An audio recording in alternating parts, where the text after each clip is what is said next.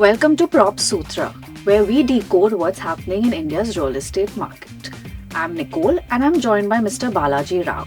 And today we're going to be discussing about India's office leasing market in Q1 2025. What drove growth, what slowed it down, and what we can expect going forward.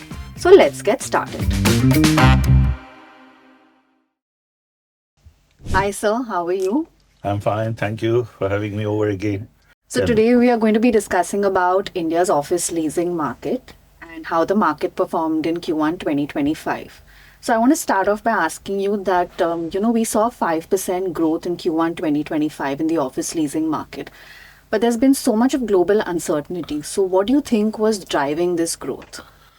I think India's growth in the commercial market, though, is coupled with the global markets. At the same time, I think its whole fortune is based on other considerations. So, what we see in India is the rapid growth of not only the Indian economy coming of size and scale, where you have a lot of startups, lot of MSMEs coming back into the foray after the COVID and the demonetization.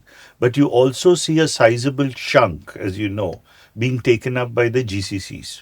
Correct. See, these global capability centers by the international companies, Fortune 500 companies, they almost constitute now 45% of the absorption of the commercial market. And will that be growing? Yes. In spite of tariffs or anything, this is a cost saving measure for most companies. Sure. So like you mentioned about GCCs, do you think that there's going to be a lot of demand from local players as well? Or it's just the GCCs that's driving this growth as of now? Uh, See, the GCCs are driving the growth because that's one of the anchor. Sure. Think about a 100% market where 45% is an anchor. So naturally, they're driving the growth. They're coming in hordes, literally, as we speak. But even the local industry is in the slipstream.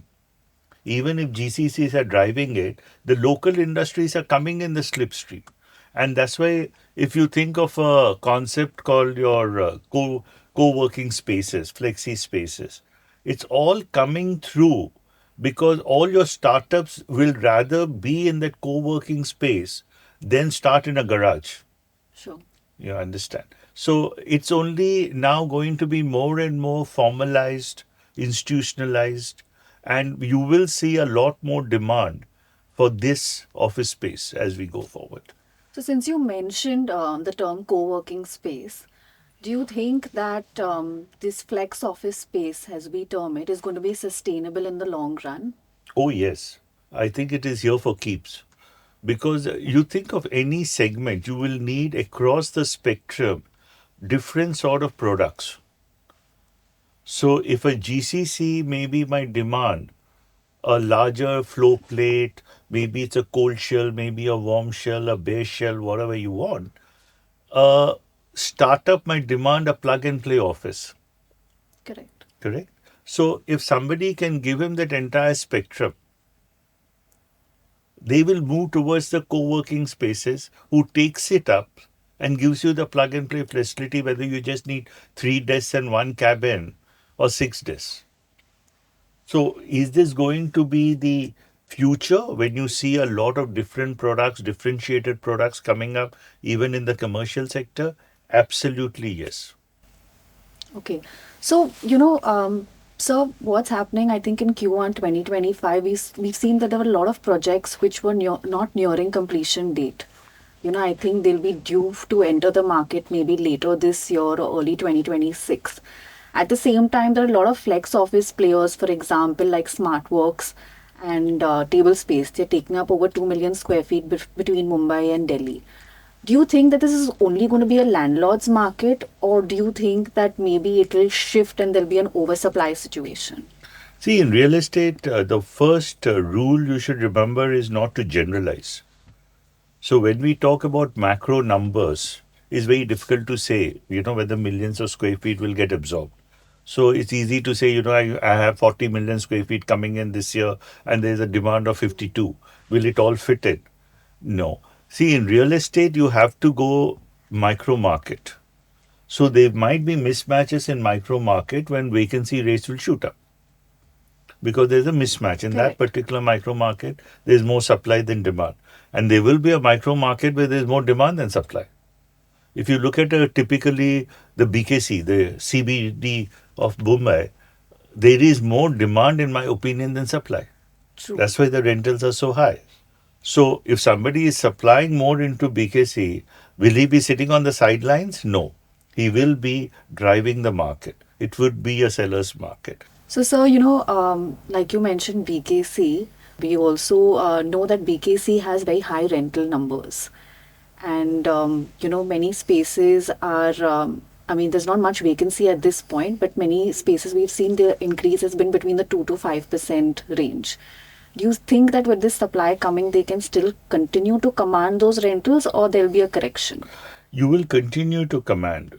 I was telling in one of the previous episodes that one of my favorite statistic is to quote this, and I don't know if you're aware of it. The India's total grade A space, which is construed as readable, is around 600-650 million square feet at the best. Okay, Manhattan alone in New York has 550 to True, 600 million 500. square feet. I've heard So this. if you become a large economy, if we are trying to become the third largest economy, then naturally you will need far more office space than you can even envisage. True. So I'm not saying the prices will go up because price is always a demand and supply and it's a B2B game. It might remain stagnant. But will there be absorption for the space? Yes. And do you think infrastructure plays a key role in this demand and supply? Infrastructure plays a role. Yeah. It is the only role. No? Because without infrastructure nothing works. No? Because nothing can ever be an island in real estate. So even BKC will become more and more popular if only all the metro connections come. If the bullet train starts from there, you're right. So the more it's connected, the more it will become more and more as a hot destination for most corporates, isn't it? True.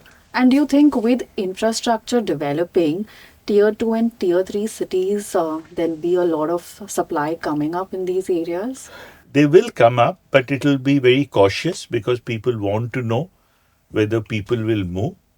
And there has been a lot of speculation whether people, they have, some of the campuses have gone to Jaipur, Bhubaneswar, Indore, Ahmedabad, but there have been challenges also. It's not been Yeah, easy because you don't have the manpower there. true. The typical manpower there wants to migrate to Bombay or Bangalore. He doesn't want. But post COVID, I don't know how well it will play out. Uh, Maybe some of them will want to migrate back to tier 2 cities or even taste tier 2 cities because they're equally good sometimes, if you think. So there might be reverse migration, but it is going to be challenging. So somebody who says, I want to do commercial development in a tier 2 or a tier 3 city needs to be cautious about size and scale. You shouldn't do a large development in these cities because you need to be careful. Because we've seen a lot of retail picking up in these cities recently. A lot of large players are entering these See, cities. retail is going through a totally different makeover. Retail, I think we're absorbing about 12, 13 million square feet a year. So that's going through a completely different makeover. What is the makeover going through retail? Retail is of three types. You have the neighborhood shopping, what we call. You have a high street shopping, which was the earlier model. And today you have the mall shopping. Okay. Now think of a country like India, where your climate is not generally favorable for walking around and shopping. You will prefer a mall. Correct. That's one. Two, if you want to have an experience in shopping, because all your necessities you can get on the e-commerce sites, correct? So you want to be more having an experience. You want to go out for half a day with your children to a mall, take in a movie, have an outdoor meal. Then the mall is always in a better position to cater to that than the neighborhood shopping or the high street. So, sir, do REITs play a role in the expansion of the commercial real estate market? Excellent question. Because it is the REITs which are transforming the commercial segment. If you look at the commercial segment sector 20 years back, they were more dependent upon what we call strata sales. You build a commercial building and you had multiple owners because you were selling an office space of 5,000, 10,000 to each of those users. But today, like abroad, what you have is a REIT, which is nothing but a commercial landlord. So the REIT says that I will take over this as an institutional landlord or investor, and you all just pay me rent. You don't have to really buy your commercial property. Correct? Correct. So REITs do absolutely catalyze the commercial thing because to a developer, it is an exit option. He doesn't have to worry about selling commercial space or the sentiment and all that. He knows that if he gets the right tenants, he will get the right exit option because somebody pre REIT or REIT will take him out because it will become institutional worthy to be held as an asset yielding rentals as a return. So REITs are the cornerstone for any commercial market and even in the retail market. They're only right now we don't have them in the residential market, but that's also going to come. And the good thing about what SEBI has done is the SME REITs, what we call Yeah, the small, yeah, that is going to also give an impetus to the smaller buildings or grade B buildings because everything need not be grade A in life. yeah. They can be grade B, tier 2 cities. So it is giving them an impetus to come together and it also helps the retail investor from partaking and participating in the ownership of such commercial real estate. If I believe in commercial real estate, as a landlord, I can't go and buy something. But as a REIT investor, even a few lakhs is good enough to participate in that segment and get steady returns. So, do you think REITs is a good investment for the retail investor It's in an India? excellent investment because think about a REIT. It is collateralized by a physical asset. It is giving you a chance to participate in real estate without you having to have a large check to cut. Correct? And in a growth industry, a growth market like India, where rentals will keep going up, as you know, by 4-5% every year, it is inflation hedged. So your returns will always be above inflation. Understood. So, and it is safe because you have a property and the property is not development risk. You're only taking a leasing risk. So, which is much lesser and lower in a growth market than in a developed market. So, what is your outlook for 2025? In real estate, Yes, for this commercial real see, estate market. in commercial, I don't think there will be much of a pause because, as I said, commercial being B2B doesn't run too much on sentiment like Yeah. residential. Everybody is thinking ahead. And they also will be thinking positively that these tariffs and the volatility we are seeing in geopolitics, is it going to benefit India or not? In my opinion, it is going to benefit India because we are allied with US. We want to have bilateral pacts, so we are not taking a confrontational view. So it will. We are more on a collaborative path. So it will benefit India.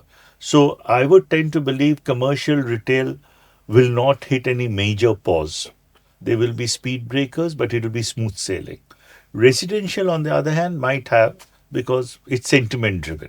Thank you so much, sir. Thank you You're for the welcome. insights. Thank you for having me over. As India's commercial real estate market continues to grow and expand, staying tuned is your biggest advantage. Please don't forget to like, share, and subscribe. And we'll be back next week with more news from the ground up. Thank you.